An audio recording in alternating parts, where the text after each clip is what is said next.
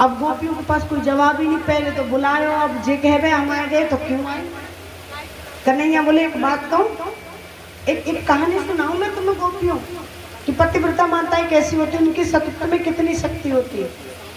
बोली कि एक पतिव्रता मैया, पतिव्रता माता थी ना, उनके पति देव खेत में काम करके आए, पानी वानी लगा के, और आए तो वो थोड़ा थक गए थे, दोपहरी में आए धूप में काम करके, और महाराज मैया पानी लेकर आई तो पानी पियो, और पीवे के बाद में उनके यहाँ से रखो, उस माता के यहाँ से रख के उसका पति सो गए यहाँ गोद में। अब महाराज हुआ क्या कि सामने एक अग्निकुंड चल रहा था, उसने एक दिन पहले यज्ञ कराया, तो यज्ञ में आप जानते हो अग्नि कितनी होती है।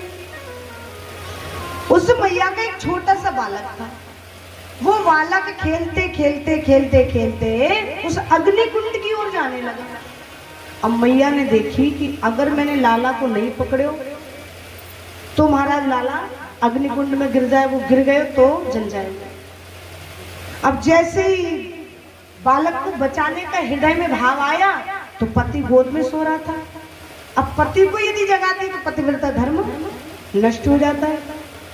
अब करे क्या, यदि पति को जगाती तो यहाँ पतिव्रता धर्म नष्ट हो जाएगा, और बालक को नहीं बचाती है तो बालक जल जाएगा। करे क्या, बिचारी संकट में पड़ गई। ये कथा कौन किसको सुना रहा है? भगवान कन्हैया गोपियों को। तो बोले कि पर उस मैया ने उस पति को नहीं जगाया, वो बालक खेलते खेलते खेलते खेलते अग्निकुंड में गिर गया।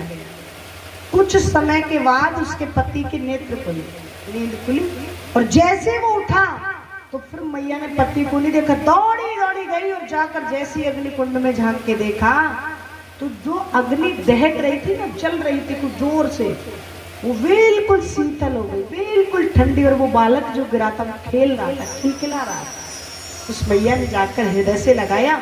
भगवान बोले पतिव्रता माताओं के सत्य में बड़ी शक्ति होती है, देखो वो बालक बच गया।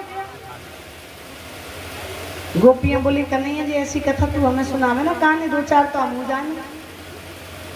अच्छा, बोले हाँ। देख कन्हैया अब हम तो कोई कहानी सुनाएंगे, पर टोकुआ में हाँ और ना को जवाब देना, बीच में नहीं बोलना। कन्हैया बोले ठीक है। बोले एक पतिव्रता माता अपने पति को बड़ा प्रेम करती, और जब तक अपने पति को भोग न लगा देती, अर्थात भोजन नहीं करा देती, तब तक जल भी नहीं लेती।